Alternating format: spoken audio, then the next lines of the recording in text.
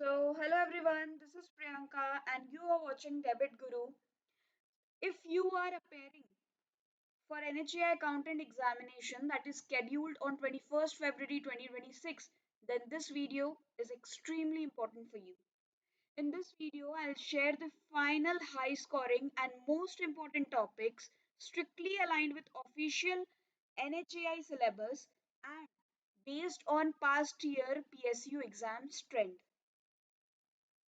If you revise these topics properly, then you'll be able to cover a major portion of the exam with confidence. Now, coming to section 1, just a second.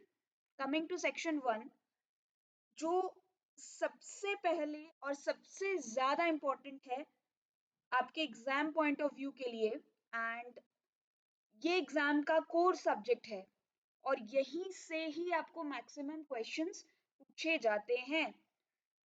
आपको इन topics पर focus करना है जैसे कि accounting concepts and golden rules, journal entries, ledger और trial balance, depreciation SLM and WDV, final accounts, trading PL और balance sheet, bills of exchange, capital versus revenue expenditure जो कि बहुत ज़्यादा पीएसयू में ऑलमोस्ट बहुत क्वेश्चंस इससे पूछे गए हैं। कैपिटल वर्सेस रेवेन्यू एक्सपेंडिचर, कोई भी क्वेश्चन पूछ दिया जाएगा कि ये कैपिटल एक्सपेंडिचर है कि रेवेन्यू एक्सपेंडिचर है, तो you have to select that.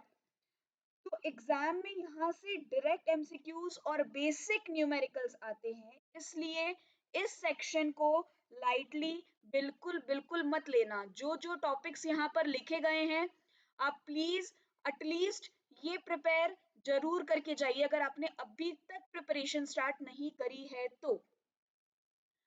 और दूसरी चीज, फुल लेंथ मॉक टेस्ट जरूर दीजिए, कहीं भी कोई भी प्लेटफॉर्म पे मिले जरूर दीजिए। हमारे प्लेटफॉर्म पे भी हमने लॉन्च करा है, that is only at a cost of 51 rupees. अब वहां पर भी जाकर के there are approx 12 full length mock test series, आप वहां पर भी अपीयर कर सकते हो या फिर कोई और दूसरे प्लेटफॉर्म पे भी अपीयर कर सकते हो। अगर आप मॉक्स दोगे तो ही आपकी स्पीड, एक्यूरेसी आपको पता चलेगी, आपकी स्पीड कितनी है, आप कितना एक्यूरेट कर रहे हो उसी स्पीड के अंदर में। तो you have to appear for that. Okay, now coming to cost and management accounting, syllabus छोटा है लेकिन हाई स्कोरिंग है। इंपॉर्टेंट टॉपिक्स यहाँ पर आ जाते हैं, cost sheet, prime, factory, office, total cost, ठीक है, fixed cost versus variable cost, marginal costing, contribution, PV ratio, break even point. सिर्फ फॉर्मूलाज याद रखो, नोट डाउन कर लो, सिर्फ फॉर्मूलाज क्लियर रखो, क्वेश्चन फास्ट और एक्यूरेट सॉल्व होंगे। ठीक है, अब आते हैं लॉ पर। बहुत स्टूडेंट इसे इग्नोर कर देते हैं लेकिन यहीं से इजी मार्क्स मिलते हैं। मैं बीइंग अ सीएस, मुझे लॉ बहुत पसंद है, इसीलिए मुझे ऐसा लगता है कि लॉ से ज्यादा इजी कुछ हो ही नहीं सकता है। तो ये बहुत स्कोरिंग रहता है आपके MCQ point of view, direct question पूछते हैं ये लोग, डायरेक्ट, कोई ट्विस्ट, कोई कुछ नहीं, डायरेक्ट क्वेश्चन पूछेंगे। सो must do these topics at least, that is Indian contract act. Indian contract act में भी मैंने, क्योंकि इंडियन कॉन्ट्रैक्ट एक्ट भी बहुत बड़ा है तो उसके अंदर भी जो इम्पोर्टेंट टॉपिक्स जो कि पास्ट ईयर पीएसयूज में बहुत कॉमन रहे हैं, ये तो आपको करने ही करने हैं। जैसे valid contract, offer and acceptance, consideration, void and voidable agreements, तो ये आपको करने ही है। नेक्स्ट है आपका sales of goods act. Sales of goods act में कंडीशंस एंड वारंटीज और अनपेड सेलर, इन तीन प्रॉपर टॉपिक से मैंने जितना भी एनालाइज किया है बहुत सारे पीएसयू पेपर्स को देख के, इन सभी से ही क्वेश्चन रिपीटेडली पूछे जाते हैं। लैंग्वेज अलग हो सकते हैं, एग्जाम्पल्स अलग हो सकते हैं, ड्राफ्टिंग अलग हो सकती है, बट टॉपिक्स ऑलमोस्ट इसी टाइप के रहते हैं।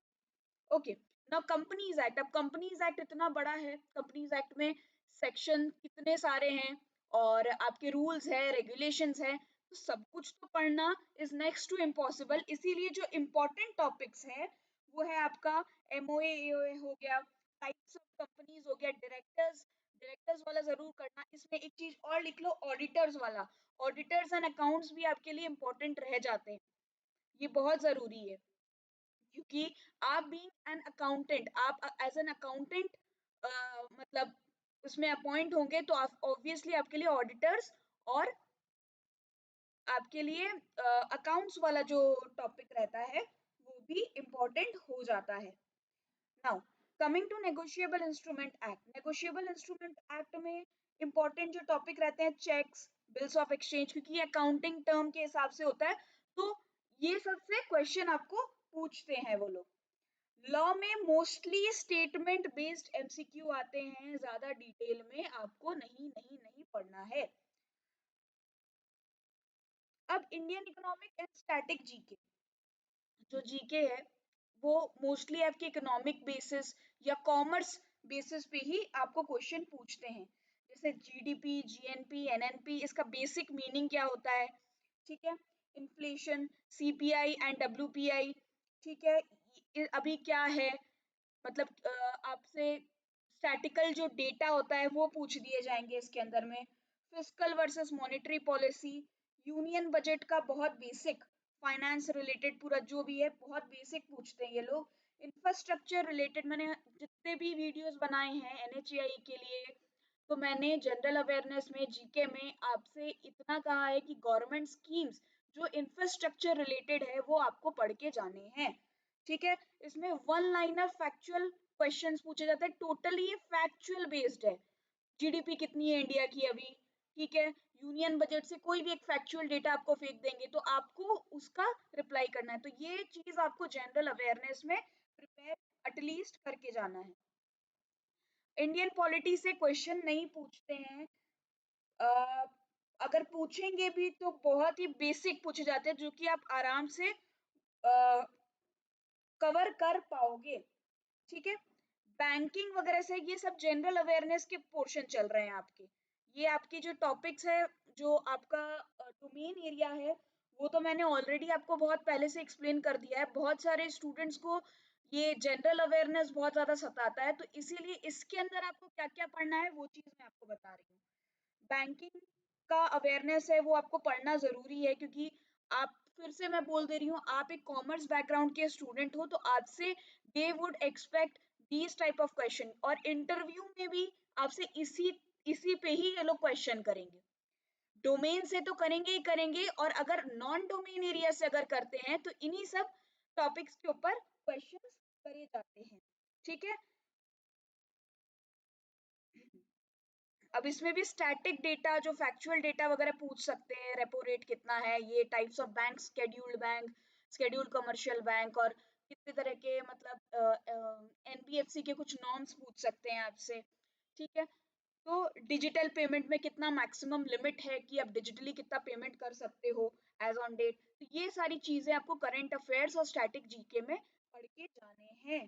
डोमेन सेक्शन के लिए मैंने एक अलग से वीडियो बनाया था, उसमें पूरा मैंने प्रॉपर सिलेबस दिया था, वो चीज तो आपको करनी ही करनी है। अपार्ट फ्रॉम दिस ये सब चीजें बहुत ज्यादा इंपॉर्टेंट है, इसलिए I am discussing it today ना। क्वांटिटेटिव एप्टीट्यूड में सब क्या करते हैं, बहुत परेशान हो जाते हैं, भाई हमको मैथ्स नहीं आता। टू बी वेरी ऑनेस्ट, मेरी भी मैथ्स उतनी अच्छी नहीं है, बट उतनी अच्छी होने की जरूरत भी नहीं है आपको पीएसयू लेवल एग्जाम के लिए। यहाँ पर बैंकिंग लेवल के क्वांट और रीजनिंग नहीं पूछे जाते हैं, यहाँ पर बहुत बेसिक फॉर्मूला बेस्ड पूछे जाते हैं। अगर आप परसेंटेज का थोड़ा सा ट्रिक सीख लिए, रेशियो एंड प्रोपोर्शन, हमेशा क्वांटिटेटिव एप्टीट्यूड में पेपर में लिख करके करना, अदरवाइज आपके आंसर रॉन्ग मार्क हो सकते हैं, ठीक है। तो ये सब कुछ इंपॉर्टेंट टॉपिक्स है, ये शीट मैं टेलीग्राम पे भी शेयर कर दूंगी, तो आप सभी को मिल जाएगा। रीजनिंग में direct sense, blood relations, series, coding, decoding, और इंग्लिश में error spotting, fill in the blanks, tenses के ऊपर में एक्टिव एंड पैसिव टेंसेस। ना कंप्यूटर के ऊपर में कंप्यूटर का बेसिक, हार्डवेयर और सॉफ्टवेयर, इनपुट डिवाइस कौन सी होती है, आउटपुट डिवाइस कौन सी होती है, एमएस वर्ड, एक्सेल का बहुत बेसिक चीज पूछते हैं ये लोग। और internet and email, shortcut keys आप याद रखना, शॉर्टकट कीज आपके लिए इम्पोर्टेंट है, ठीक है। तो अगर मैं आपको बोलूं मतलब अगर आप मुझसे पूछो कि मैम हमारी फाइनल स्ट्रेटेजी कैसी रहनी चाहिए, तो आपकी फाइनल स्ट्रेटेजी सिंपल रखें। Maximum focus accounting and cost per करें। लॉ और इकोनॉमी को स्मार्ट रिवीजन के साथ कवर करें। नंबर 3, अगर आप आते हो क्वांट पे, क्वांट रीजनिंग और इंग्लिश की एक्यूरेसी रखें। एंड लास्ट मोमेंट पर न्यू टॉपिक्स नहीं स्टार्ट करना है। जो आपने कर लिया वो कर लिया, उसको स्ट्रॉन्ग बनाओ। याद रखें, एक्यूरेसी ज्यादा इंपॉर्टेंट है अटेम्प्ट से। अगर आप एक्यूरेट हो, अटेम्प्ट अगर आप ना करो लेकिन एक्यूरेट हो, तो वो ज्यादा आपके लिए इंपॉर्टेंट है। अगर आपको ये वीडियो यूजफुल लगा हो तो लाइक करो, शेयर करो, डेबिट गुरु को सब्सक्राइब जरूर करें। अगर आप चाहते हो इसी सिलेबस से MCQ, last day revision PDF या कंप्लीट क्या बोलते हैं, कंप्लीट एक तरह का बूस्टर, अगर हम एक वीडियो लेकर के आए, बूस्टर रिवीजन वीडियो लेकर के आए, तो आप जरूर जरूर हमारे कमेंट में लिखिए। हमारे जो फैकल्टीज है डेफिनेटली आपकी हेल्प करेंगे। So thank you so much and all the best for your exams.